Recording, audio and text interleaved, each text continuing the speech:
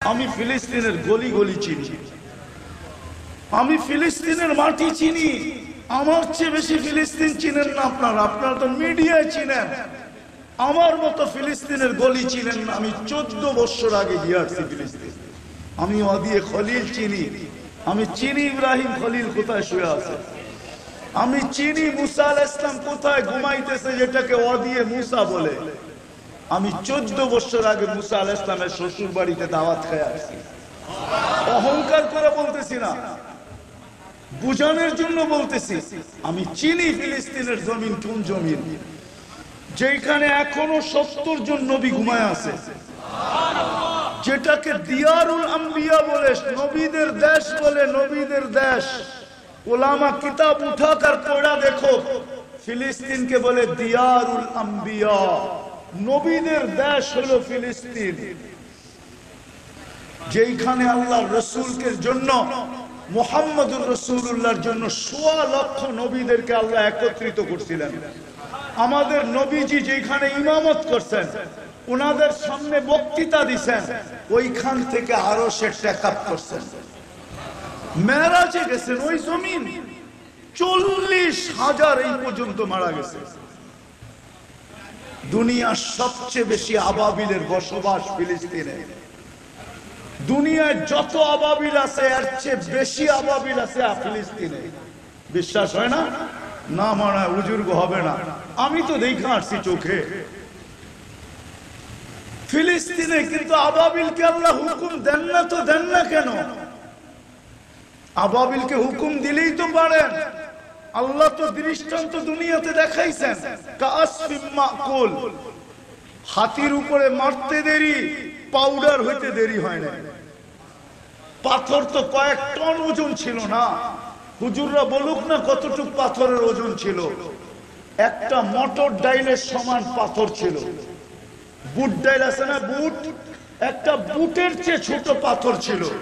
মারতে দেরি, হাতি পাউডার হইতে দেরি হয় না, পাউডার।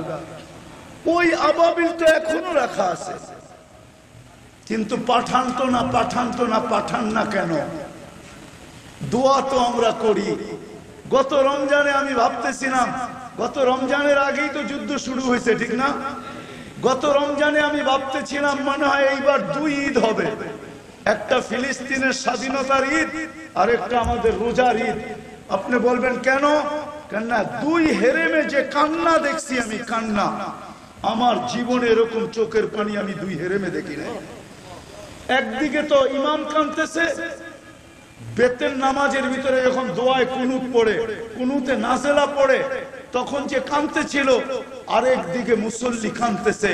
মনে হয় যে একাকার মাটিতে পানির স্রোত চলতেছে, সেজদায় যায় হিসকি মেরা কাঁদতেছে।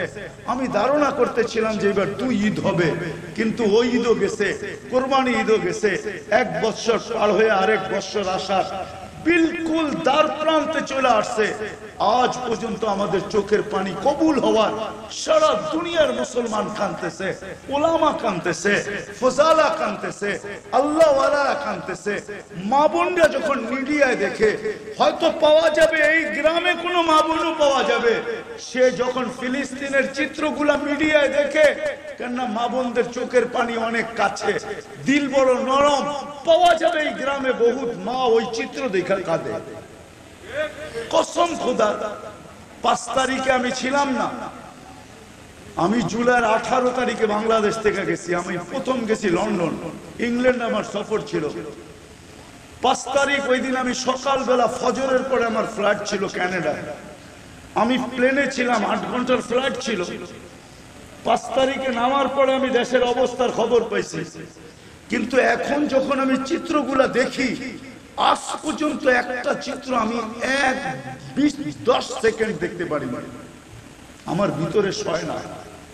চিত্রগুলা দেখলেই, গুলিগুলা দেখলেই, লাশগুলা দেখলেই, রক্তগুলা দেখলে আমি মানুষ হিসাবে বলি, কসম খোদার আমি চিত্র দেখতে পারি না। ওইখানেও দেখতে পারতাম না, ওইখানে তো মিডিয়া ছিল চালু, কিন্তু দেখতে গেলেই আমার ভিতর থেকে ফাইটা আসতো। কেননা বাচ্চা কাচ্চা সব রেখা চলে গেছে, আমার সফর ছিল। তো আজকে ফিলিস্তিনের চিত্র দেখলো আমাদের চোখে পানি আসে। কিন্তু উপর থেকে কবুল হয় না কেন? আল্লাহকে যদি প্রশ্ন করি, আল্লাহ আপনার বন্ধুর সাথে তো আপনার অঙ্গীকার ছিল, আপনি তো মৃত্যুর সময় যখন আল্লাহর রাসূল কাঁদতেছিলেন, মুহাম্মদুর রাসূলুল্লাহ সাল্লাল্লাহু আলাইহি ওয়াসাল্লাম যখন কাঁদতেছিলেন, তো জিবরিল জিজ্ঞাসা করছে কাঁদেন কেন? এখন তো আল্লাহর সান্নিধ্যে চলে যাবেন। তো বলছে জিবরিল ফামান লিবাদি লি উম্মতি, আমার পরে আমার উম্মতকে কে দেখা রাখবে? লানত আমাদের জিন্দেগির উপরে। ও যুবক, তুমি চুল কাটো ওদের স্টাইলে, যারা 24 ঘন্টা তোমাকে দুনিয়ার থেকে মিটায় দেওয়ার জন্য চেষ্টা করতেছে, ওদের স্টাইলে তুমি চুল কাটো, একটু লজ্জা হয় না? বুঝলাম তুমি ওদের রূপে রূপান্তরিত হওয়ার কারণে আমাদের মা বোনরা, আমাদের যুবতীরা, আমাদের যুবকরা, আমাদের শিক্ষিতরা, আমাদের ধনাঢ্যরা, আমাদের সমাজের সুশীল সমাজরা, ওরা ওদের সাজে সাজে। বুঝলাম ওদের সাজে সাজার কারণে যদি আমাদের ছেলেরা ইউরোপ এমবেসিতে দাঁড়াইলে 1 টাকা ছাড়া যদি ভিসা পাইতো, ইউরোপ যাইতে হইলে তো 30-40 লাখ টাকা দিতে হয়, আমেরিকা যেতে হলে তো 50 লাখ দিতে হয়। কত ছেলেরই তো কবর হয়ে গেল, লিবিয়ার থেকে ইটালিতে যাওয়ার পথে সমুদ্রের ভিতরে কবর হয়ে গেল। আজকেও জানাজা হয়েছে একটা আপনার এলাকায়, তোমাদের একটু লজ্জা করে না? তোমরা ওই রাসূল যে তোমাদের জন্য আমাদের জন্য মরার সময় চোখের পানি জড়াইতেছে, অথচ যার 9 ফ্যামিলির ভিতরে বাতি জ্বালানোর মতো তেল ছিল না ওই দিন। রাসূলুল্লাহ সাল্লাল্লাহু আলাইহি ওয়াসাল্লাম ক্ষুধা নিয়ে দুনিয়ার থেকে যাইতেছেন, কয়েক ওয়াক্তের ক্ষুধার্ত ছিল। আম্মা জানরা বলতেছিল বাতি জ্বালানোর তেল নাই, খাওয়া তো দূরের কথা, খেজুরের বিচি পর্যন্ত ঘরে নাই যে চাবায়া পানি খাবো। যদি ঘরে বাতি জ্বালানোর মতো তেল থাকতো তাহলে আগে তেল পান করে খিদা নিবারণ করতাম। হাসান হোসেন ক্ষুধার্ত ছিল, আলী ফাতেমা ক্ষুধার্ত ছিল, কিন্তু তোমার আমার জন্য চোখের পানি ঝরাইতেছে, এখনো কবরে জড়াইতেছে, এখনো কবরে জড়াইতেছে।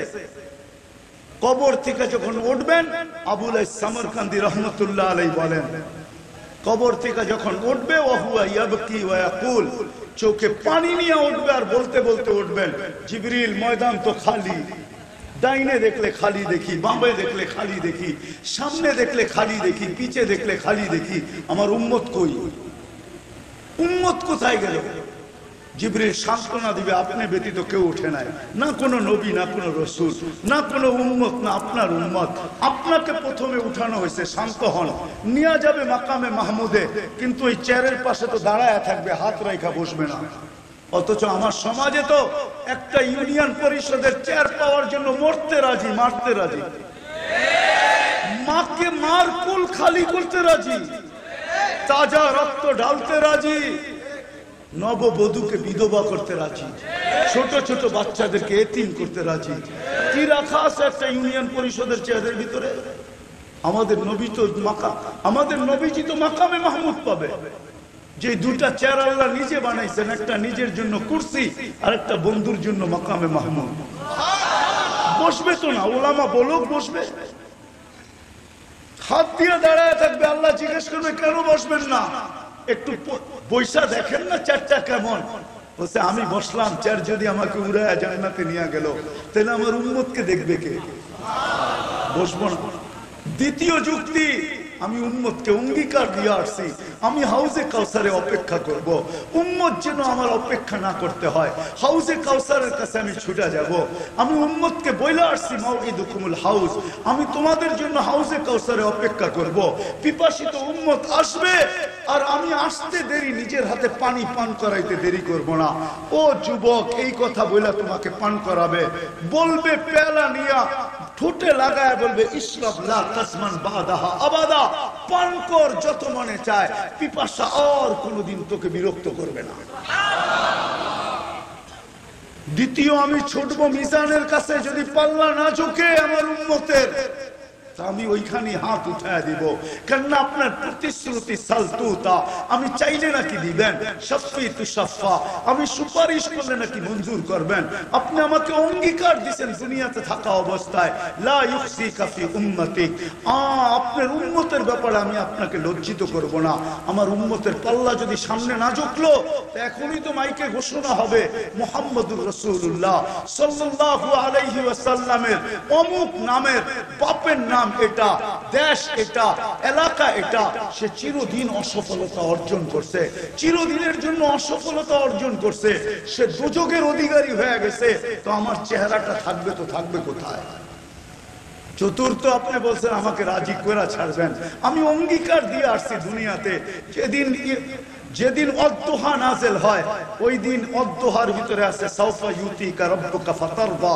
এই আয়াত যখন নাযিল হয় তো আমাদের নবীজি জিবরিলকে থামায়া বলছে, জিবরিল, আল্লাহ তো বলতেছে আমাকে রাজি করবে, তোমাকে সাক্ষী রাইখা বলতেছি লান আরদা, আমি কখনো রাজি হব না হাত্তা ইয়াকুনা ওয়াহিদ মিন উম্মতি ফিল নার, আমার একজন উম্মত দুযোগে থাকাকালীন আমি আল্লাহর উপরে রাজি হব না, না, না। আমি মিজানের কাছে দৌড়াবো, ওইখান থেকে পলসরাতে যাব, উম্মত যদি পার না হইতে পারে তাহলে দুরুদের গাঠটি মাথায় দিয়ে পার করায়। অথচ শুক্রবার আসে আর যায়, নবীর আদেশ ছিল শুক্রবারে আমার উপরে বেশি বেশি দুরূদ পড়ো, কিন্তু এইখানে কয়জন পাওয়া যাবে যে শুক্রবারে 200 বার দুরূদ পড়ে? কয়জন পাওয়া যাবে বলেন? অথচ শুক্রবার তো 24 ঘন্টা, বৃহস্পতিবার দিন সূর্য ডুবার থেকে নিয়ে শুক্রবার সূর্য ডুবা পর্যন্ত 24 ঘন্টা। 24 ঘন্টায় এমন যুবক তো নাই যে 24 ঘন্টায় 24 বার দুরূদ পড়ে। বলো হাত উঠায়া যে আমি শুক্রবারে 24 বার দুরূদ পড়ি, পার ঘন্টা একবার। কোন মা বোন বলো, হয় যে রসুল আরো সে আমাদেরকে ভুলে নেয়। বিদায় আমি কথা গুছায় নিয়ে আসতেছি শেষ জায়গায়। দুনিয়ায় মানুষ হাজারো জিনিস দেখে। আমার প্রশ্ন হলো, বাবা উচিত যে আল্লাহর কাছ থেকে আসছি আর যেখানে চলে যাব, কোন চেহারা নিয়ে দাঁড়াইলে আল্লাহর কাছে আল্লাহ আমাকে চিনবে, পরিচয় দিবে, পরিচিতি দিবে, ইজ্জত দিবে, সম্মান দিবে, চির শান্তির জায়গা জান্নাত দিবে?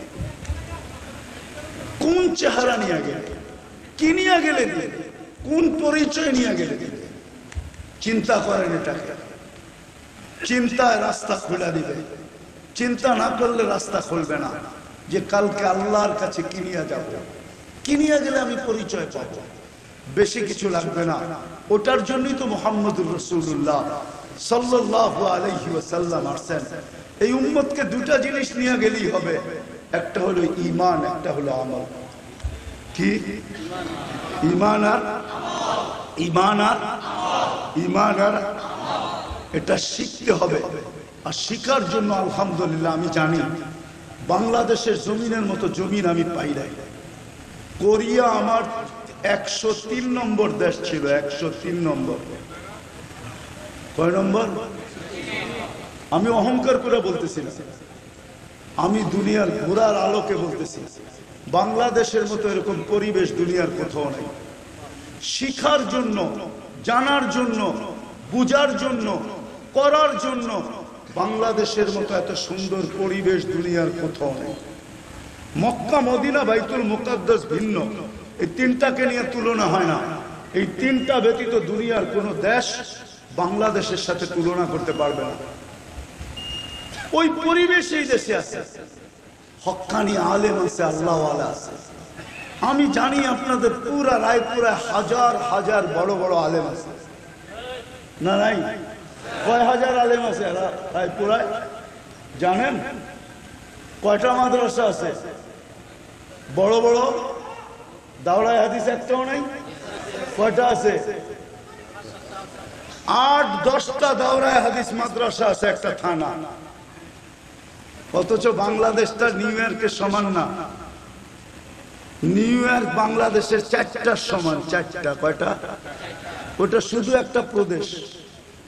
বাংলাদেশটা ছোট একটা দেশ, এটার ভিতরে 64টা জেলা। আবার প্রত্যেকটা জেলার ভিতরে 4টা 5টা 8টা 9টা থানা, ঠিক না? এইবার ভাববেন আপনার রায়পুরা থানাটা কত বড়, ঠিক না? রাশিয়ার সমান হইব, ঠিক না? আচ্ছা অতটুক না হোক, ইন্ডিয়ার সমান বড় তো হইবই, ঠিক না?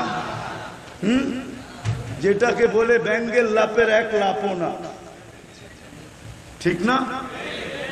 ছোট একটা থানা, থানাগুলা ছোট, প্রত্যেকটা ইউনিয়নের ভিতরে 50-60 জন করে আলেম নাই না? নাই? ভুল বলতেছি? আর কোথায় পাবেন? এদের কাছ থেকে শিখেন যে আমি কিন্তু কালকে এই চেহারাটা নিয়ে যেতে হবে। শিখেন এদের কাছ থেকে ঈমান, শিখেন এদের কাছ থেকে আমল, শিখেন এদের কাছ থেকে নবীর আসল ইশক কাকে বলে। শুধু মুখে আশেক বললে চলবে না, আসল আশেক কাকে বলে ওটা শিখেন। আমি বিরোধিতা করতেছি না, আসল আশেক কাকে বলে চিনেন, শিখেন, শিখেন, তাইলে দেখবেন ইনশাআল্লাহ আপনি আশেক হবেন। আপনাকে মরার আগেই দেখা দিবে, কবরে যাওয়ার পরে যখন জিজ্ঞাসা করবে এই ব্যক্তি কে, তখন আপনিও হাসবেন, উনিও হাসবে। ফেরেশতা বলবে হাসে কেন, জবাব দেয় না কেন? কেননা পরিচিত লোককে যদি আরেক দুইজনই যদি পরিচিত হয়, তৃতীয় ব্যক্তি যদি আইসা বলে একে চিনেন, একে চিনেন, তো দুইজনেই মুস্কি মুস্কি হাসে যে আমরা তো আগের থেকেই পরিচিত। তুমি আবার কি জিগাও একে চিনেন, একে চিনেন? তো রাসূলুল্লাহ সাল্লাল্লাহু আলাইহি ওয়াসাল্লাম দুনিয়াতেই দেখা দিবে, কবরে যখন প্রশ্ন করবে তো আপনিও হাসবেন, উনিও হাসবে, বলবে দুইজনই আগের থেকে পরিচিত, তুমি জিগাও তো জিগাও কি? এই জন্য শিখেন, শিখবেন, আলেম ওলামার থেকে শিখবেন তো, পাক্কা ওয়াদা? হ্যাঁ, কিন্তু সবচেয়ে বড় ওয়াদা হলো আজকের থেকে নামাজ ছাড়বো। পাক্কা? হাত উঠাইতেছে না সবাই। একটা কথা শুনে শেষ করতেছি, আপনি না পড়তে পারেন, আব্দুল কাদের জিলানীকে চিনেন? কে? আরে বলেন না কে? হ্যাঁ, শুধু বড় পীর? এতটুকুই জানেন আব্দুল কাদের জিলানী শুধু বড় পীর? হায় হায়, রায়পুরা তো, রায়পুরার অধিকাংশ মানুষই তো পীরের মুরিদ, ঠিক না? আপনারা বড় পীরে শুধু এতটুকুই জানেন, বড় পীর, আসল পরিচয়ও জানেন না। আচ্ছা, কোন সময় আসলে পিরানে পীর কারে বলে শোনা মনে। আবার যদি আসি, আব্দুল কাদের জিলানী কে? পিরানে পীর, সবচেয়ে বড় পীর হলো আব্দুল কাদের জিলানী, পিরানে পীর, তরিকায়ে কাদেরিয়া, কাদেরিয়ার চশমা, ঝর্ণা যেখান থেকে বাহির হয়েছে, তরিকায়ে কাদেরিয়ার ঝর্ণা। ওই আব্দুল কাদের জিলানী রহমতুল্লাহ আলাইহি লেখছেন, নাহলে আমি বলতাম না।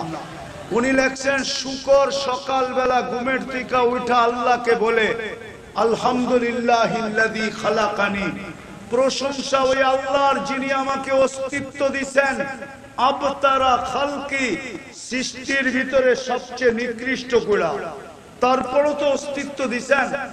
তারপরে সে একটা অনুরোধ করে বলে আল্লাহ কাইলা ইয়াকা আউয়ালা নাযরিন আলা মান লা ইউসাল্লি, আমি এখনই চক্ষু খুলবো, আমার প্রথম দৃষ্টিটা যেন কোনো বেনমাজির উপরে না পড়ে, কাফেরের উপরে পড়ে পড়ুক, মুশরিকের উপরে পড়ে পড়ুক, ইহুদির উপরে পড়ে পড়ুক, খ্রিস্টানের উপরে পড়ে পড়ুক, কিন্তু কোনো বেনমাজি মুসলমানের উপরে যেন না পড়ে। কেননা আল্লাহ 5 বেলা ডাকে কাকে?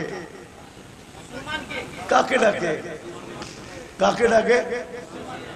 তাইলে যেই মুসলমান আল্লাহর ডাকে সাড়া দিল না, ও শুকরের চোখে শুকরের কাছে এতটুকু ঘৃণিত।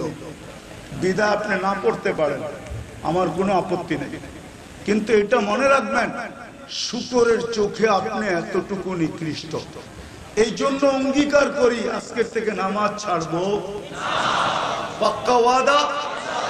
যুবকরা কি বলে? পাক্কা?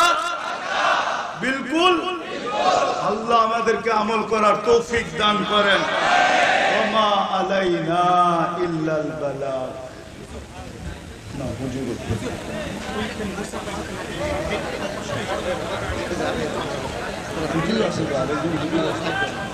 থাকবে থাকবে থাকবে।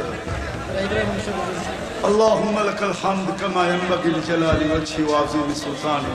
আল্লাহ বলার পর্ব ছিল শেষ, শোনার পর্ব ছিল শেষ, ভিক্ষার পর্ব চলতেছে। আল্লাহ যতটুকু বলতে পারছি ভুল ত্রুটি হলে মাফ করে দেন। আল্লাহ বেশি কিছু চাবো না, শুধু একটা জিনিস চাবো, আল্লাহ আজকের এই আয়োজনকে কবুল করেন, আয়োজকদেরকে কবুল করেন, সাহায্য সহানুভূতিকারীদেরকে কবুল করেন। আল্লাহ আপনার ইজ্জতের দোহাই দিয়া বলতেছি, আপনি আজকে রায়পুরার মানুষগুলোকে কবুল করেন, এই মাটিটাকে কবুল করেন, এইখানের যুবকদেরকে কবুল করেন, এইখানের যুবতীদেরকে কবুল করেন, এইখানের নারী পুরুষকে কবুল করেন। আল্লাহ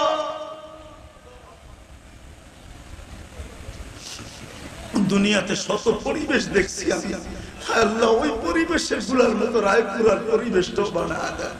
এইখানে কোনো বেনমাজি থাকবে না, এরকম পরিবেশ বানায় দেন। আজকে কমসে কম দিয়া দেন, আজকে কমসে কম দিয়া দেন, আমাদের ক্লান্তির কারণে দিয়া দেন। আল্লাহ যার হাত পছন্দ হয় তার হাতের উসিলায় দিয়া দেন, সাদা দাড়িয়ালাদের উসিলায় দিয়া দেন, আল্লাহ যুবকদের উসিলায় দিয়া দেন, এই জনগোষ্ঠীর উসিলায় দিয়া দেন। অন্তরালে মা বোনরা হাত উঠায় বসে আছে, এদের উসিলায় আল্লাহ রায়পুরার মানুষগুলাকে কবুল করেন, এই মাটিটাকে কবুল করেন, এর যুবক যুবতীদেরকে কবুল করেন, এর নারী পুরুষকে কবুল করেন। হায় আল্লাহ এখানে একজনও যেন বেনমাজি না থাকে, একজনও যেন বেদিন না থাকে, সবাই যেন দিনদার হয়ে যায়, সবাই যেন আল্লাহকে মাননেওয়ালা হয়ে যায়। এই মাহফিল দ্বারা আজকে হেদায়েতের হাওয়া পুরা রায়পুরার ভিতরে ছড়ায় দেন, কমসে কম রায়পুরার ভিতরে ছড়ায় দেন। আজকে যদি এটা কবুল হয়ে থাকে, এর উসিলায় এই এলাকার মাটির নিচে যারা শায়িত আছে সবাইকে মাফ করা দেন। বিশেষ করে এই মাহফিলের সাথে শ্রোতা হিসাবে হোক, আয়োজক হিসাবে হোক, সাহায্য সহানুভূতিকারী হিসাবে হোক, এদের আত্মীয় স্বজন যারা কবরে শুয়ে আছে সবাইকে মাফ করা দেন। হায় আল্লাহ যার যে পেরেশানি আছে দূর করে দেন, প্রয়োজন আছে মিটা দেন, অসুস্থ আছে শেফায়ে কামেলা আজেলা দায়েমা মুস্তামিরনা নসিব করেন। এই যুবকদের এই আয়োজন কিয়ামত পর্যন্ত কায়েম আর দায়েম রাখেন, কিয়ামত পর্যন্ত কায়েম আর দায়েম রাখেন। যা চাইতে পারলাম তাও দেন, যা চাইতে পারলাম না তাও দেন। হায় আল্লাহ, হায় আল্লাহ এই আয়োজনকে আবারও বলতেছি আপনি কবুল করেন।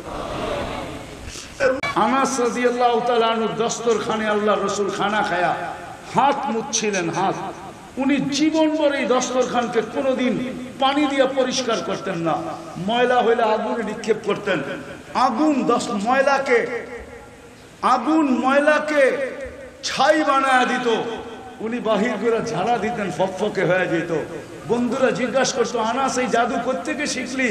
এটা জাদু না, এটা আল্লাহ রসুলের হাতের ছোঁয়া। আনাস রাদিয়াল্লাহু তাআলা আনহু শেষ বয়সে কুফায় নামাজ পড়াইতেন, থাকতেন কুফার বাহিরে। উনি যখন কুফায় ঢুকতেন, আরে না বসরার বাহিরে থাকতেন, বসরায় যখন উনি ঢুকতেন তো উনি ঢুকতে দেরি, বসরাবাজি বুঝতে দেরি করতো না যে আনাস ঢুকছে বসরায়। সুগ্রানের কারণে ওনাকে জিজ্ঞেস করছে, আনাস এই সুগ্রান কোত্থেকে ব্যবহার করো? তুমি যখন বসরায় ঢুকো তো বসরার ওয়েদার বইলা দেয় আনাস ঢুকছে রাদিয়াল্লাহু তাআলা আনহু। বলছে আমি 10 বছর আল্লাহ রসুলের খেদমত করছি, গরমের দিনে যখন ঘাম বাহির হইতো তো আমি ঘাম বোতলের ভিতরে জমা করতাম, ওই ঘাম এখন ব্যবহার করে জমা পড়াইতে আসি। চলেন এটা তো বাস্তব গাম, স্বপ্নেরটা শুনায়া দিই। উলামায়ে কেরাম আসেম রহমতুল্লাহ আলাইহি এক তাবেঈ ছিলেন, সাহাবাদের ছাত্র, যিনি মসজিদে নববীতে ইমামতি করতেন আর পড়া খুব সুন্দর ছিল। তো উনি যখন এশায় ফজরে কোরআন পড়তেন মাগরিবে, তো মসজিদে নববীতে সুগ্রান ছড়ায়া পুরা চতুর্দিক ছড়ায়া যেত। যখন উনি বয়ান করতেন মনে হইতো মুখের থেকে সুগ্রানের তুফান বাহির হইতেছে। তো মুসল্লি আর ছাত্ররা মিলে একদিন ধরছে, হযরত আপনি মুখ খুলতে দেরি, সুগ্রানের তুফান বাহির হইতে দেরি হয় না, কারণটা কি? আপনি কি ব্যবহার করেন? তো হাসতে হাসতে বলতেছিল, বলার ইচ্ছা ছিল না, তোমরা বাধ্য করতেছো এই জন্য বলতেছি। রাত্রে আল্লাহর রাসূল স্বপ্নে আসছিলেন শাইখাইনকে নিয়ে, আবু বকর আর ওমর রাদিয়াল্লাহু তাআলা আনহুকে নিয়ে, আর বলছে আসেন তোমার কোরআন পড়া এত সুন্দর, তুমি একটু কোরআন পড়ো না। তো বলে আমি জবাব দিছিলাম যে ইয়া রাসূলুল্লাহ, আমি যেখানে ইমামতি করি ওইখান থেকে তো আপনি বেশি দূরে না, 2-3 হাত পরেই তো আপনি শুয়ে আছেন, আবার কোরআন শোনাবো? বলছে আসেন একটু শোনাও না। বলে আমি কোরআন শুনাইতেছিলাম, যখন শুনানো শেষ হইল তো আল্লাহর রাসূল বলছে আসেন জিহ্বা বাহির করো। যখন আমি জিহ্বা বাহির করছি তো স্বপ্নে আমার জিহ্বা আল্লাহর রাসূল থুতু মুবারক লাগায় দিয়া গেছেন। ওই দিন থেকে আমি মুখ খুললে সুঘ্রাণ বাহির হয়। আমি তো সারা বাংলাদেশে শুধু কাঁদি না, যদি স্বপ্নে সুঘ্রাণ থুতু পাওয়ার পরে মৌত পর্যন্ত মুখের থেকে সুঘ্রাণের তুফান বাহির হইতে পারে, ও যুবক তুমি রাসূলের আদর্শে চুল কাটলে তোমার জিন্দেগির থেকে সুঘ্রাণ বাহির হবে না কেন? যদি এই উম্মত আল্লাহর রাসূলের আদর্শ মানে যে মানুষ মানুষের মাঝে হাজারো জিনিসকে দেখে, আর হাজারো জিনিস দ্বারা মানুষ মানুষকে মূল্যায়ন করে। কখনো রূপ দেখে শুধু রূপের ভিত্তিতে মূল্যায়ন করে, কখনো গুণ দেখে শুধু গুণের ভিত্তিতে মূল্যায়ন করে, কখনো শিক্ষা দেখে শুধু শিক্ষার ভিত্তিতে মূল্যায়ন করে, কখনো টাকা দেখে শুধু টাকার ভিত্তিতে মূল্যায়ন করে, কখনো পদ দেখে শুধু পদের ভিত্তিতে মূল্যায়ন করে।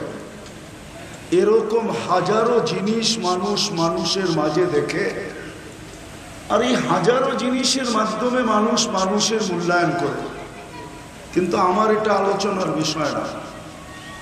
আমার বিষয় হলো যে আল্লাহ আমাদেরকে অস্তিত্ব দিলেন, আর অচিরেই আমরা এখান থেকে চলে যাব।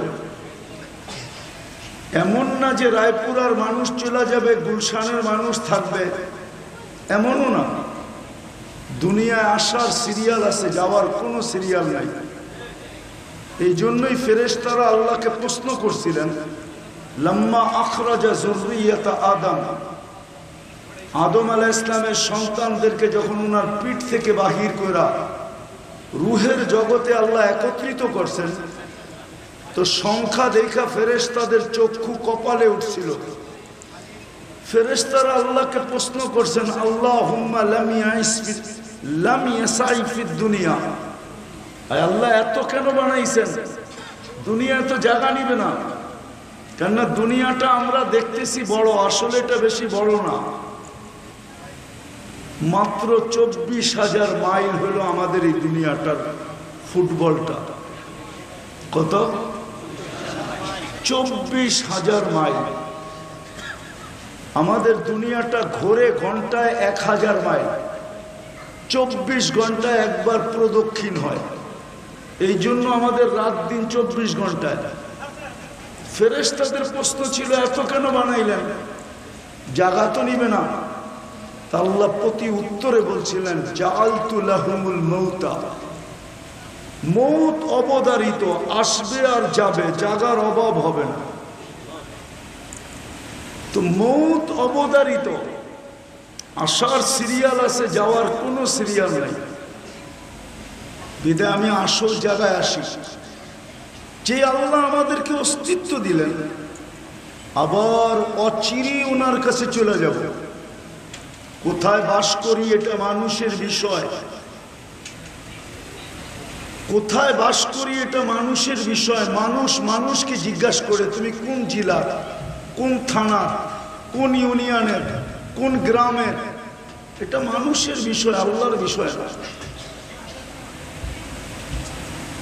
যে আল্লাহ অস্তিত্ব দিচ্ছেন, আবার জিনার কাছে আমরা অচিরেই চলে যাব। প্রতিদিন কিন্তু 5 লক্ষ মানুষ উঠতেছে, কমসে কম ডেলি 5 লক্ষ লোক মারা যায় সারা দুনিয়ায়। একদিন কিন্তু উঠাইতে উঠাইতে শূন্যের কোটায় নিয়ে আসবে। এই জন্য হাদিসে আছে একদিন আসবে, আল্লাহ জানা সত্য মালাকুল মউতকে জিজ্ঞাসা করবে, মান বাকিয়া আলা যাহরিল আরদ, জমিনে কে বাকি? তো মালাকুল মউত বলবে, লা আলাল আরদি আহাদুন, জমিনে কেউ বাকি নেই। তো আল্লাহ জানা সত্য প্রশ্ন করবেন, আইনাল্লাযীনা কানু ইয়াঈশুনা ফি বুরুজিন মুশাইয়্যিদা, ওরা কোথায় যারা উঁচা উঁচা দেওয়ালের ভিতরে বাস করত? আছে, নরসিংদীতেও পাওয়া যাবে এরকম অট্টালিকা। বাহির থেকে দেখলে মনে হবে উঁচা উঁচা দেওয়াল, মনে হয় এখানে মালাকুল মউত ঢুকতে পারবে না। চতুর্দিকে সিসি ক্যামেরা লাগানো, গেটের ভিতরে দারোয়ান দাঁড়ানো, পাহারা আর পাহারা। বাড়ির মানুষটা কখনো স্বপ্নেও কোনোদিন মউতকে ভাবে না, মউত চিন্তাই করে না। আমাদের সমাজে তো অধিকাংশ মানুষই মউতকে চিন্তা করে না, যুবকও করে না। যদি মউতকে চিন্তা করত তাহলে প্রতিদিন কিন্তু যুবকের কানে ধ্বনি দেওয়ার দরকার ছিল না। আল্লাহ কিন্তু প্রতিদিন যুবকদের কানে ধ্বনি দেন, ধ্বনি, ধ্বনি বোঝেন, আওয়াজ দেন, আওয়াজ প্রতিদিন দেন। আর বলেন, শাবাব লা ইয়াক্তারুকা শাবাবুকা, যুবক যৌবন যেন তোমাকে ধোঁকা না দেয়, বিমুখ না করে, পাগল না বানায়, মাতাল না করে। ফাইন কাম মিন শাব সাবাকাকা ইলাল মউত, কত যুবককেই তো আমরা যৌবন সহ কবরের কোলে শোয়ায় দিলাম। ইচ্ছা করলে যেই কোনো মুহূর্তে তোমাকে শোয়ায় দিতে পারি, না পারে না? পারে? বিশ্বাস হয়? হবে না কেন? কোরআন তো বলে ইউহয়ি ওয়া ইউমীত, আল্লাহ বলে রাখে আল্লাহ, মারে কে? মারে আল্লাহ, রাখে কে? এটাই তো সত্য। হায়াত তো আল্লাহর হাতে, মউত তো আল্লাহর হাতে। আল্লাহ এটাই বুঝাইতে চাইতেছেন। এই জন্য প্রতিদিন যুবকের কানে ধ্বনি দেন, যুবক মাতাল হয়েও না, বিমুখ হয়েও না। নিয়ে যাইতেছি আমি, আস্তে আস্তে নিয়ে যাইতেছি। এরকম প্রত্যেক মানুষের কানে ধ্বনি দেন, নারীর কানে, পুরুষের কানে। আর চিৎকার দিয়া বলেন, ইবনা আদম লা তাফরাহ বিদুনিয়াইকা, মানুষ দুনিয়ার উন্নতি দেখা, দুনিয়ার উন্নতি দেখা। আমি ওই সময় রায়পুরায় আসছি যখন আমার দাড়ি মুছ ছিল না। আমি রায়পুরা চিনি, আমি জানি কার ঘরে কয়টা ট্যাটা আছে। রাখবেন না কিন্তু, আবার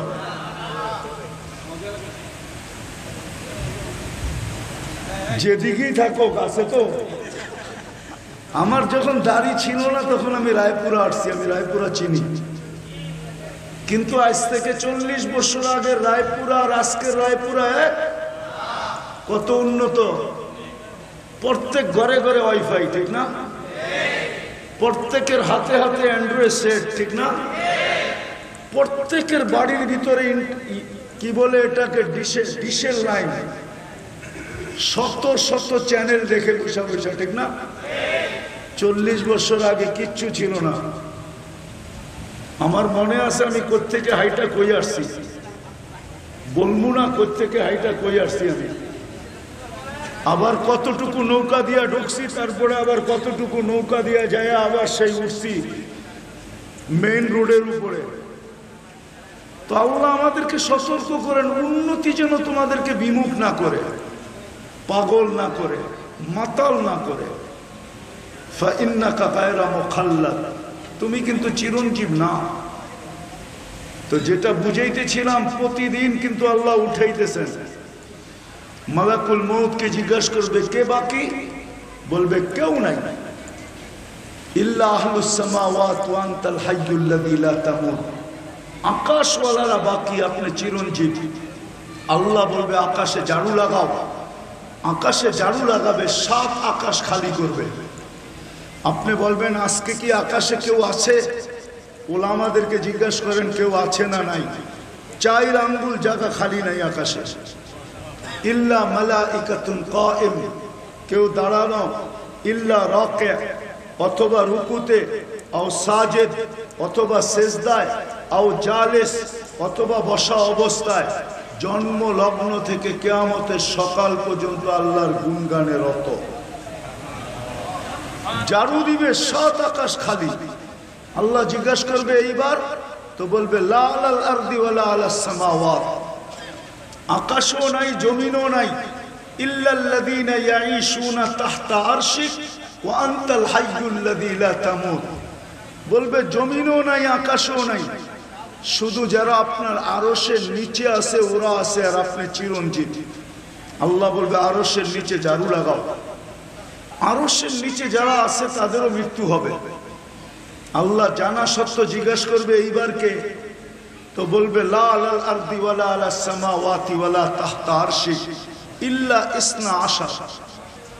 শুধু সৃষ্টির ভিতরে 12 জন বাকি আছে, আর কেউ বাকি নাই, আপনি চিরঞ্জীব। আল্লাহ বলবে নাম বলো, তো নাম বলবে আমরা 4 জন, জিবরিল, মিকাইল, ইসরাফিল, মালাকুল মউত, 4 জন। সামানিয়াতু মিন হামিলাতি আরশিক, আপনার আরশ বহনকারী 8 জন, টোটাল 12 জন, আপনি চিরঞ্জীব। আল্লাহ বলবে জিবরিল, মিকাইল, ইসরাফিলের মউত হোক, 3 জনের মৃত্যু হবে। এইবার জিজ্ঞাসা করবে এইবার কে? তো বলবে 9 জন বাকি, আমি এবং 8 জন আরশ বহনকারী, আপনি চিরঞ্জীব।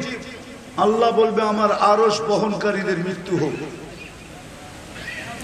তারপরে জিজ্ঞাসা করবে এইবার, তো মালাকুল মউত বলবে আমি এবং আপনি, আর কেউ নাই।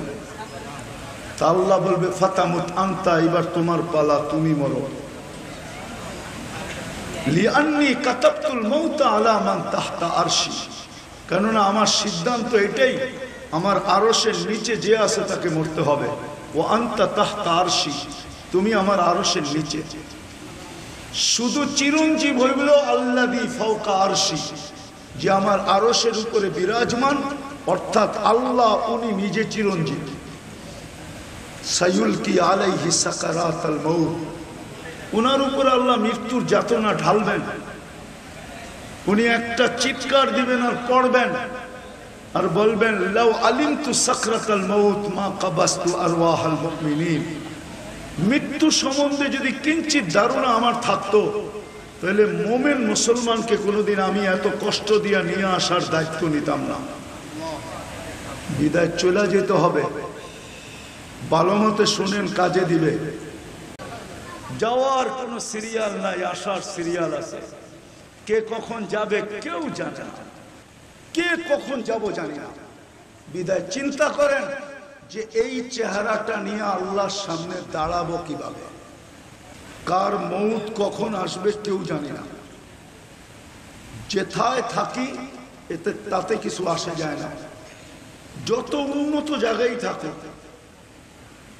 মক্কার চেয়ে তো উন্নত সোসাইটি আর কোথাও নাই। মক্কায়ও একটা কবরস্থান আছে, জান্নাতুল মুআল্লা। যদি সোসাইটির কারণে মানুষ বাঁচতে পারতো, তাহলে কমসে কম মক্কার মানুষের মউত কোনোদিন হইতো না। কেননা মক্কার চেয়ে উত্তম কোন জায়গা আল্লাহ তৈরি করেন নাই। জিবরিল আলাইহিস সালাম নিজে বলতেছেন, কল্লাবতুল আরদা কুল্লা মা ওয়াজাদতু আতিয়াবা মিন মক্কা। সারা দুনিয়ার জমিন আমি ছাইনা দেখছি, মক্কার চেয়ে উত্তম কোন জমিন আমি পাই নাই। যদি উত্তম হইতো তাহলে আল্লাহর ঘরটা ওইখানে হইতো, মক্কায় হইতো না। কিন্তু আল্লাহ বলে ইন্না আউওয়ালা বাইতিন উদিয়া লিন-নাসি লাল্লাযী বিবাক্কাতা মুবারাকা। আমি মক্কার ভিতরে আমার ঘরটাকে নামাইছি। বিদায় দুনিয়ায় কে কোথায় বাস করে এটা আল্লাহর বিষয় না, রব্বে কাবার কসম। আপনি কোথায় বাস করেন এটা কোনো আল্লাহর বিষয় না। আপনার বংশ কি এটাও আল্লাহর বিষয় না। আপনি খান কি এটাও আল্লাহর বিষয় না। আপনি পড়েন কি এটাও আল্লাহর বিষয় না। আপনার শিক্ষা কি এটাও আল্লাহর বিষয় না, আপনার দীক্ষা কি এটাও আল্লাহর বিষয় না, রূপরেখা কি এটাও আল্লাহর বিষয় না। এই জন্য কথা শুরু ছিল মানব সমাজে মানুষের মাঝে হাজারো জিনিস দেখে, কিন্তু এটা আমার আলোচ্য বিষয় না। আমার আলোচ্য বিষয় হলো যে আল্লাহ অস্তিত্ব দিল এক ফোঁটা পানির থেকে। এই জন্যই তো আল্লাহ এক সময় বলেন, ইবনা আদম মা কুনতা বিশাই, ও মানুষ তুমি তো কিছুই ছিলে না। হাল আতা আলাল ইনসানি হিনুম মিনাদ দাহর লাম ইয়াকুন শাইআম মাযকুরা। আল্লাহ বুঝাইতে চাইতেছে যে তোমার মনে কেন আসে না, তুমি কেন ভাবো না যে তুমি ছিলা কি? আল্লাহ বলে তুমি কিছুই ছিলে না। কুনতা মা আম্মাহিনা, তুমি নিকৃষ্ট পানির ফোঁটা ছিলাম কোথায়? সলবি আবি, বাবার পিঠে, কাওয়াইবি উম্মিক, মার সিনায়। আল্লাহ বলে ওইখান থেকে আমি বাহির করছি। জামাতু ফি বাতনি উম্মিক, তোর মার পেটের ভিতরে দুটাকে একত্রিত করছি। গাশাইতু ফিল গিশা, পর্দা দ্বারা আবদ্ধ করছি। ফি সালাসি যুলুমাত, তিন অন্ধকারের ভিতরে। সুম্মা রব্বাইতু, পরে আমি প্রসেসিং করছি। মা আম্মাহিনা, নিকৃষ্ট পানি। সুম্মা দামা, পরে রক্ত। সুম্মা মুযগা, পরে রক্তপিণ্ড। সুম্মা ইযামা, পরে কঙ্কাল। ওয়া কাসাইতু আলাইহি লাহমা, এর উপরে গোশতের আবরণ আমি চড়াইয়া দিছি। আওহাইতু মালাকাল মুআক্কালিন বিল আরহাম, আমরা রেহেমের উপরে ফেরেশতাকে নির্ধারণ করছি। প্রতিদিন আমি মেসেজ পাঠাইছি, আম্মা সাবিলা ইয়াসসার, তুমি আস্তে আস্তে রাস্তাকে প্রশস্ত করো,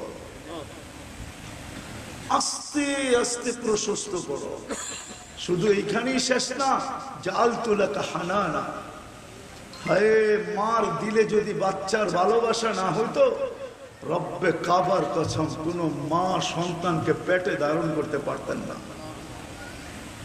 যদি ভালোবাসার সমুদ্র না হইতো, ছোট সমুদ্র না, আটলান্টিকেরও দুই কূল আছে, এক কূলে ইংল্যান্ড, আরেক কূলে নিউ ইয়র্ক। আটলান্টিকেরও দুটা কূল আছে, প্রশান্তেরও দুটা কূল আছে, কিন্তু মার ভালোবাসা সন্তানের জন্য এটার কোনো কূল নাই, কিনারা নাই। ভালোবাসা যদি না থাকতো তাহলে কোনো মা সন্তানকে পেটে ধারণ করতে পারতেন না। কোরআন তো বলে ওয়াহনুন আলা ওয়াহনিন, মা কষ্টের হিমালয়কে সহ্য করে। হিমালয়ও মার কষ্টের সামনে ছোট। ইমাম গাজালি রহমতুল্লাহ আলাইহি লেখেন, বাচ্চা পেটে থাকাকালীন মা যে কষ্টকে সহ্য করে, এটা যদি টেকনোলজির যুগে কোনো রূপ দেওয়া যেত, সুম্মা উলকিয়া আলাল জিবাল, দুনিয়ার কোন কঠিন পাথরের পাহাড়ের উপরে নিক্ষেপ করা হতো, লানশাক্কাল জিবাল, তো পাহাড় টুকরা টুকরা হয়ে যেত। কিন্তু মা ভালোবাসার কারণে সহ্য করে। আল্লাহ বলে ওই ভালোবাসা আমি তোমার জন্য তৈরি করছি। আপনজনের দিলের ভিতরে জাআলতু লাকা হানানা আম্বাতু লাকা ইরকাইন রাকিব। ভালোবাসার মাত্রা কতটুকু, এটাও আল্লাহ বলছেন যে ভালোবাসার মাত্রা কতটুকু। ফালা ইয়াকুল হাত্তা তাকুল, তুমি না খাইলে আমি মা বাবাকে খাইতেও দেই না। ফালা ইয়ানাম হাত্তা তানাম, তুমি না ঘুমাইলে আমি মা বাবাকে ঘুমাইতেও দেই না। আর সত্য এটাই, সন্তান না ঘুমাইলে মা বাবা ঘুমাইতে পারে না, সন্তান না খাইলে মা বাবা খাইতে পারে না। আল্লাহ বলে তোমাকে এক ফোঁটা পানির থেকে অস্তিত্ব দিছি। আম্বাতু লাকা ইরকাইন রাকিকাইন ফি সাদরি উম্মিক, তোমার মার সিনায় আমি দুটা পাতলা রগ, যেটার ভিতরে দুধের ঝর্ণা ছিল, ঝর্ণা আমি প্রবাহিত করছি। লাবানান খালিসা, পিওর দুধ, যার বিকল্প কিয়ামত পর্যন্ত আসবে না। দুনিয়ার উন্নত দেশে প্যাকেটজাত দুধ পাওয়া যায়, প্যাকেটজাত দুধ। বাচ্চাদের জন্য বড় দামি দামি দুধ পাওয়া যায়, আমেরিকায় পাওয়া যায়, কানাডায় পাওয়া যায়, অস্ট্রেলিয়ায় পাওয়া যায়, ইউরোপে পাওয়া যায়, জাপানে পাওয়া যায়, উন্নত সমস্ত দেশে পাওয়া যায়। এমনকি ইম্পোর্টেড ওই দুধ আমাদের দেশেও পাওয়া যায়, কিন্তু প্যাকেটের গায়ে লেখা আছে মায়ের দুধের বিকল্প হয় না। মায়ের দুধের বিকল্প হয় না। আল্লাহ বলে তোমাকে আমি ওই দুধ পান করায় তোমাকে অস্তিত্ব দিছি, অস্তিত্ব দিছি, তোমাকে আমি নিয়ে যেতেছি আপনাদেরকে একটু ঘুরায়া। কিন্তু যদি একটু পরিবেশটা শান্ত হয় তাহলে ভালো হয়। হট্টগোল হলে কিন্তু কথা এলোমেলো হয়ে যাবে। আগেই বলছি, আল্লাহ বলছে তোমার জন্য আমি দুধের ঝর্ণা জারি করছি।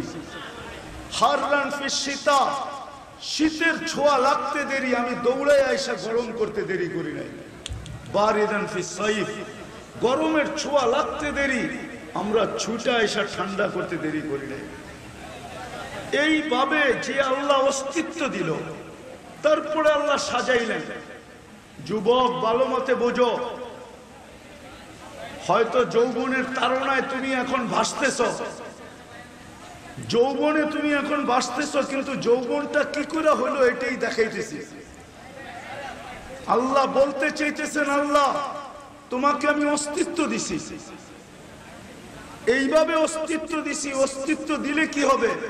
তোমাকে আমি নিশ্চয় অস্তিত্ব দিছি, নিশ্চয়, এমন নিশ্চয় অস্তিত্ব দিছি তোমাকে। ফালা লাকা সিন্নুন তাক্তা, দাঁত তোমার ছিল না, তুমি কাটবে।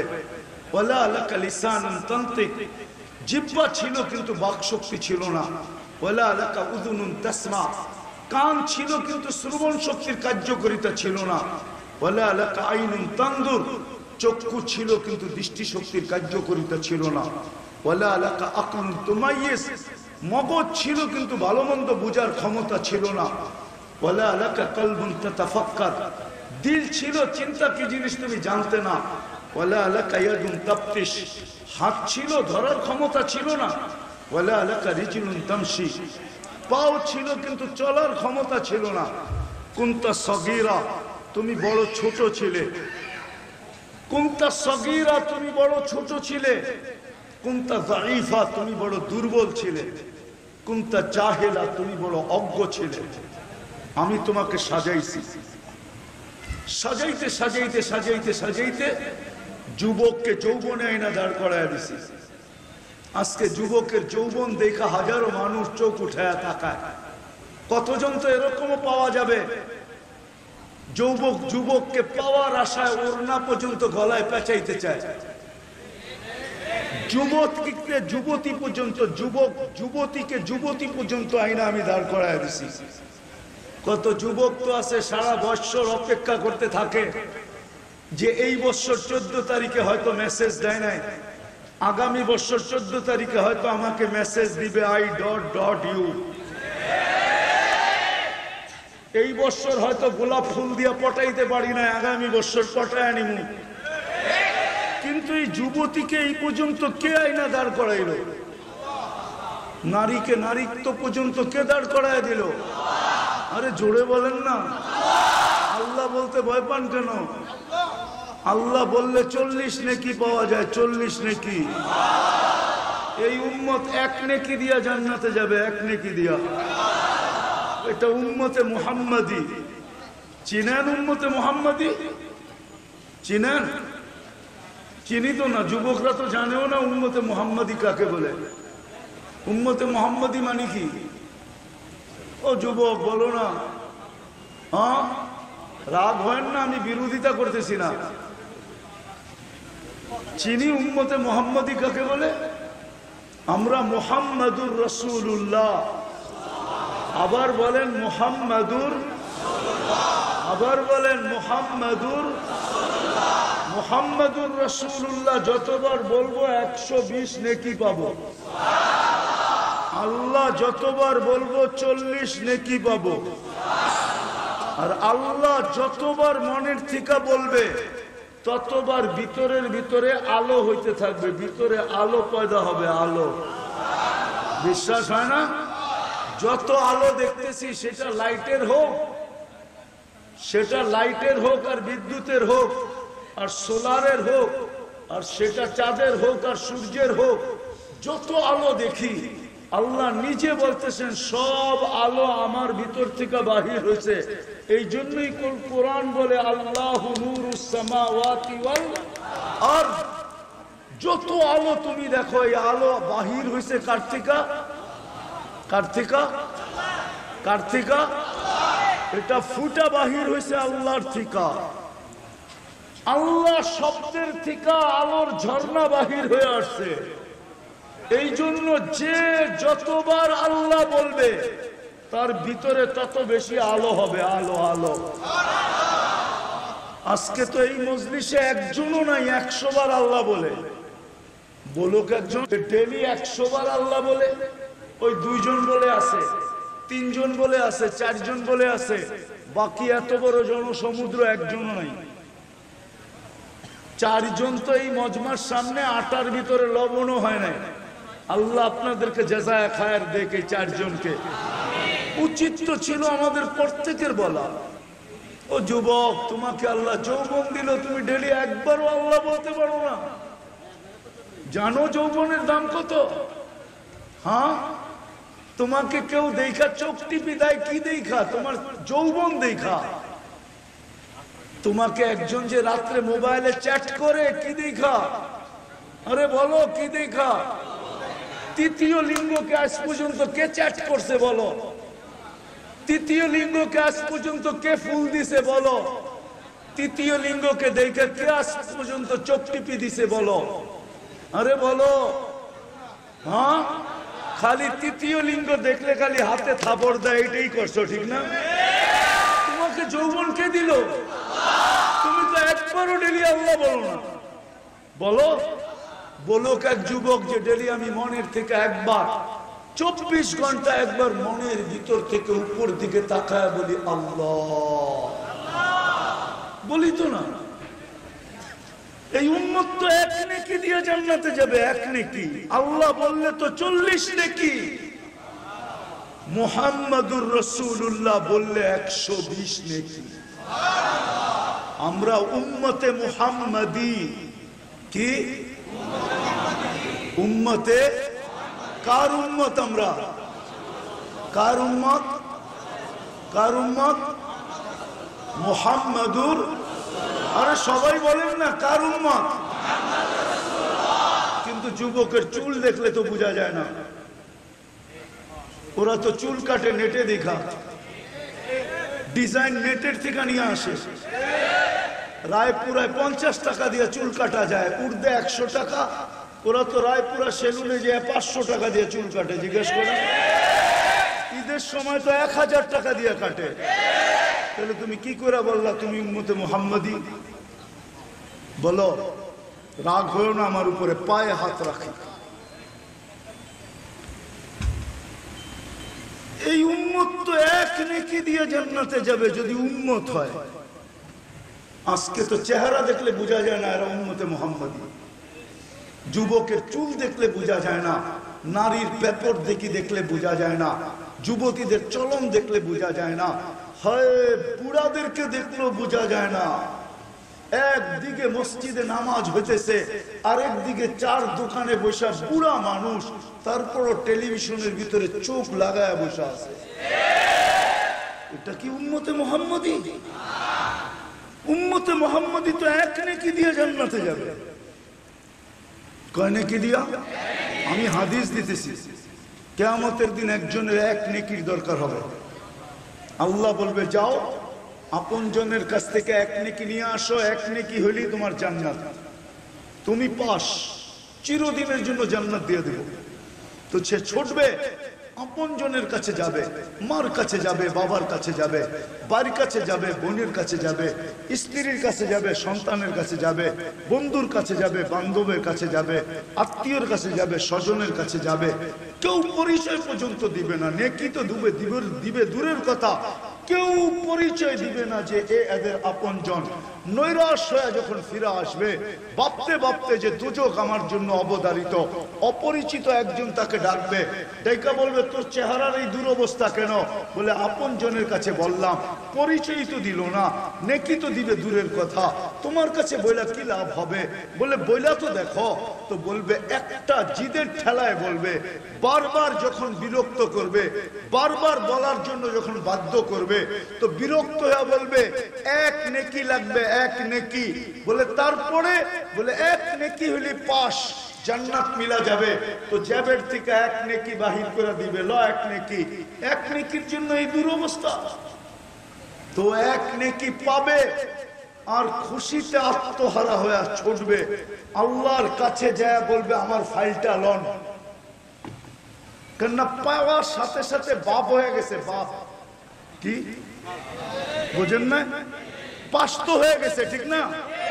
এখন বাপ চলে আসছে। আবার চেয়ারম্যান সাহেব রাগ হয়ে যায় কিনা? জিতার আগে একরকম বাপ থাকে, জিতা গেলে আরেক রকম বাপ, ঠিক না? জিতার আগে মনে হয় যে সবই একমার পেটের, ঠিক না? জিতার পরে আর কাউরে চিনে না, ঠিক না? তখন বাবুই ভিন্ন, ঠিক না? তো ও তো এক নেকি পায়া জিতা গেছে না, তো যাই আল্লাহকে বলবে ফাইলটা লন না। বাবলয়া বলবে, আল্লাহ হাসবে, আর আল্লাহ জানে হাসবে, আর বলবে কিসের ফাইল? একটু আগে না এক নেকির জন্য পাঠাইলেন, নিয়া তো চলে আসছি নাকি? তা আল্লাহ বলবে তোকে এই মাঠে নেকি দিল কে? এই মাঠে বুঝি আপনি একাই আছেন, আর কেউ নাই? তো আল্লাহ এক নেকি নিয়া বলবে ঠিক আছে, তোকে যে নেকি দিছে ওরে ডাইকা নিয়ে আয়। তো যা বলবে চল ভাই তোকে আল্লাহ ডাকে। তো মনে মনে ভাববে নেকি দিছিলাম না, ভালোই তো ছিল, দূরেই দাঁড়ায় ছিলাম, নেকিও দিলাম, বিপদও পড়লাম, এখন তো সামনে যেয়ে দাঁড়াইতে হবে। তা আল্লাহর সামনে যখন যাবে তো আল্লাহ জিজ্ঞেস করবে তুমি নেকি দিলা কেন? তো ওর ভিতরও ভাব আসবে, বাপ বাপ বোঝেন? হ্যাঁ, একটু অহংকার নিয়ে বলবে আমার তো আসেই একটা, কি কামে দিব? ভাবলাম কিয়ামতের মাঠে এটা নষ্ট করে কি লাভ, ওর কাজে আসতেছে লাগাই দিলাম। আল্লাহ হাসবে, আর যে পাশ হয়ে গেছে ওকে বলবে খোঁজ বিয়া দিয়া কি, তোর ভাইয়ের হাতে ধর, চল জান্নাতে। আমার চেয়ে বড় দাতা হইতে দিব? দাতা হইতে দিব না, আমি আমার চেয়ে বড় দাতা কাউকে হইতে দিব না। এই উম্মত এক নেকি দিয়া জান্নাতে যাবে। আপনি তো আল্লাহ বলতে চান না, আল্লাহ বললে তো 40 নেকি, মুহাম্মাদুর রাসূলুল্লাহ বললে তো 120 নেকি। তো যেটা বুঝাইতেছিলাম যে আল্লাহ আমাদেরকে নিয়ে আইসা অস্তিত্ব দিয়ে আমাদেরকে সাজাইছে, যুবককে যৌবন পর্যন্ত, নারীকে নারীত্ব পর্যন্ত, পুরুষকে পুরুষত্ব পর্যন্ত, রূপসীকে রূপসী পর্যন্ত, প্রত্যেক ব্যক্তিকে আল্লাহ সাজাইছে, এক স্তরে নিয়ে আসছে। আমার প্রশ্ন হলো, দুনিয়ায় মানুষ হাজারো জিনিস দেখে, হাজারো জিনিসের মাঝে মানুষ মানুষকে মূল্যায়ন করে। একটু চিন্তা করি, আল্লাহ চিন্তা ক্ষমতা আমাদেরকে দিয়েছেন, একটু চিন্তা করা উচিত। কালকে যে আমি আল্লাহর কাছে চলে যাব, ইচ্ছা করলেও যাব, অনিচ্ছায়ও যাব। এইখানে যে আসছে তাকে যেতেই হবে। থাকার সুযোগ কারো ছিল না, কারো নাই। যদি থাকার সুযোগ থাকতো তাহলে এক ব্যক্তিত্বের থাকার সুযোগ ছিল। কবি মনে হয় এটাই বলতেছিলেন, লাউ কানাত দুনিয়া মুখাল্লাদা, যদি দুনিয়া চিরদিন কারোর জন্য হতো, মা মাতা মুহাম্মাদা, তাহলে মুহাম্মাদুর রাসূলুল্লাহ সাল্লাল্লাহু আলাইহি ওয়াসাল্লাম কোনদিন দুনিয়ার থেকে যাইতেন না। কেননা উনি সৃষ্টির সর্দার, উনি সৃষ্টির সর্দার, উনার কারণেই সমস্ত জগতের অস্তিত্ব।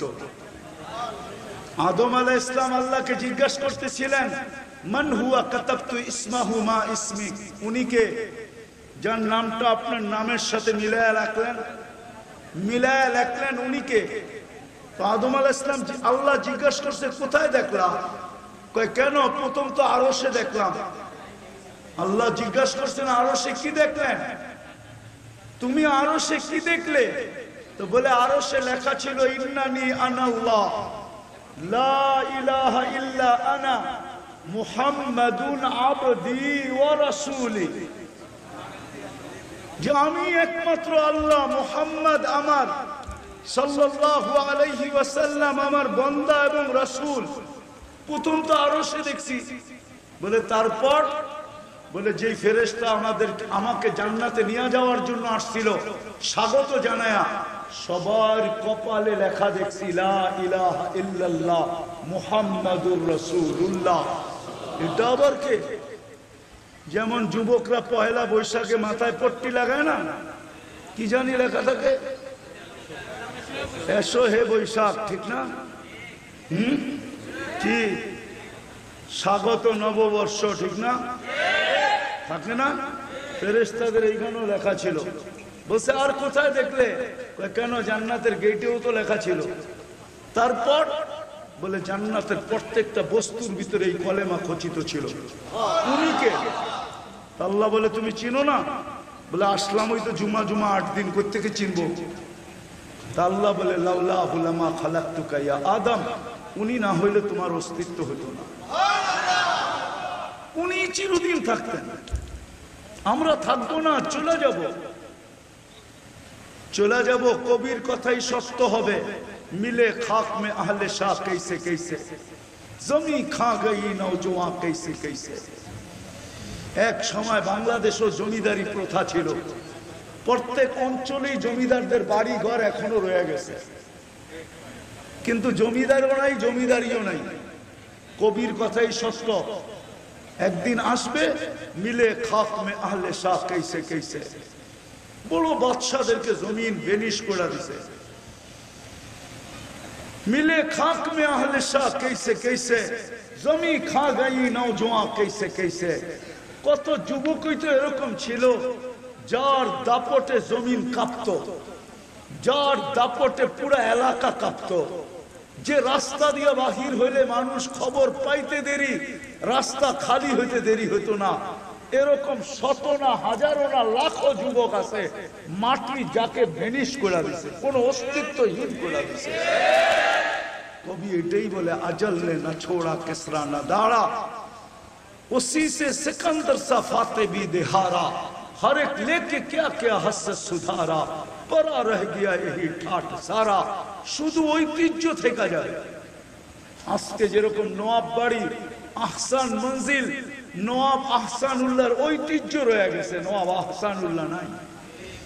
বিক্রমপুর রাজা বীর বিক্রমের ঐতিহ্য রয়ে গেছে, রাজা বীর বিক্রম নাই।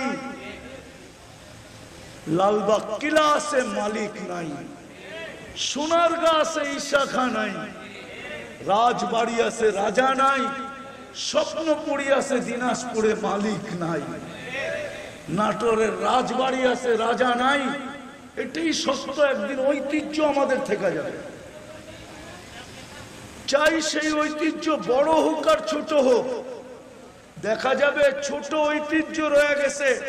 লবণের বাটিটা হাতে নিবে আর বলবে এটাই তুমি প্রবাস থেকে আনছিলে, কিন্তু হায় আফসোস বাটি তো আছে, তুমি তো নাই। গ্লাসটা তো আছে, তুমি তো নাই। আনছিলা তুমি এটা কোরিয়ার থেকে, কিন্তু তুমি তো নাই। এটা তো আছে, ঐতিহ্য থেকে যাবে, আমরা থাকবো না। সত্য কথা এটাই, কবি এটাই বলে, বচপন ने तुझे बरसों खिलाया, जवानी ने मजनू बनाया। ছোটবেলা গেছে যুবক, এরকমও গেছে লঙ্গি না পড়লেও কেউ কিছু বলতো না, কান্দের উপরে ফালায় রাখলেও কেউ কিছু বলতো না। সকালবেলা মা উঠতো আর মুস্কি মুস্কি হাসতো আর বলতো লঙ্গি পড়ায় ঘুমাইলাম, তুই কই আর লঙ্গি কই। কিচ্ছু বলতো না, শুধু মুস্কি মুস্কি হাসতো। কিন্তু আজকে যুবক হইতে দেরি, মাতাল হইতে দেরি হয় না। এখন আল্লাহ চিনে না, রসুল চিনে না, কারো তোয়াক্কা করে না। আল্লাহ যে যৌবন দিছে এটা স্বপ্নে একবারও ভাবে না, 24 ঘন্টা একবার ভাবে না, সপ্তাহে ভাবে না, মাসে ভাবে না, বৎসরে ভাবে না, কখনো যুবক ভাবে না। বলো যুবক, তোমাদের পায়ে হাত রেখে জিজ্ঞাসা করি, বলো তুমি বৎসরে একবার ভাবো তুমি যে এই যৌবনটা আমাকে কে দিল? আজকে যে অনেক জনে আমার কাছে প্রেম পত্র চায়, যদি যৌবন না দিত তো কোত্থেকে চাইতো বলো? কে দিছে তোমাকে এই যৌবন? তুমি তো বৎসরে একবার বলো না এটা আমাকে কে দিছে? একবারও তো আল্লাহ বলো না। না পুরুষ বলে, না নারী বলে, না ধনী বলে, না গরিব বলে। ধনীও তো একবারও বলে না বৎসরে যে আমাকে ধন কে দিল, কে দিছে ধনী? ধন কে দিছে? কোরআন তো বলে আগনা, আল্লাহ তো বলে আমি তোকে ধনী বানাইছি। শক্তিশালী তো একবারও বলে না আমাকে শক্তি কে দিল। মার পেটের থেকে তো দুর্বল আসছিলাম, শক্তি আমাকে কে দিল? বিদায় যেটা বুঝাইতে চাইতেছিলাম, যেই কথাটা আমি বুঝাইতে চাইতেছি, যে দুনিয়ার মানুষের মাঝে হাজারো জিনিস দেখে। চলেন আজকে একটু চিন্তা করি আজকে, যে আল্লাহ আমাকে অস্তিত্ব দিল, অচিরেই যে আল্লাহর কাছে আমি চলে যাব, অচিরেই যে আল্লাহর কাছে চলে যাব। যাওয়ার কোনো সিরিয়াল নাই, আসার সিরিয়াল আছে। কে কখন যাবে কেউ জানে না। দুনিয়া তো উন্নতি নিয়ে চিৎকার দেয়, এত উন্নত, এত উন্নত, এত উন্নত, ডিজিটাল, স্মার্ট, এইটা সেইটা। আজ পর্যন্ত কোনো মেশিন আসে নাই মৃত্যুর 2 মিনিট আগে বলে দিতে পারবে যে 2 মিনিট পরে মারা যাবে। কোনো মেশিন আসে না, কোনো মেশিন আসবে না। রব্বে কাবার কসম, কোনো মেশিন আসবে না। কে কখন যাব জানি না। বিদায় চিন্তা করেন যে এই চেহারাটা নিয়ে আল্লাহর সামনে দাঁড়াবো কিভাবে, কি নিয়ে দাঁড়াইলে আল্লাহর কাছে আমি পরিচয় পাবো। যুবক, তুমি পরিচয় পাবে, পরিচিতি পাবে, নারী পাবে, পুরুষ পাবে, ছোট পাবে, বড় পাবে, ধনী পাবে, গরিব পাবে, রাজা পাবে, প্রজা পাবে। এক একটা করে দেখাইতে গেলে রাত্র চলে যাবে, রাত্র।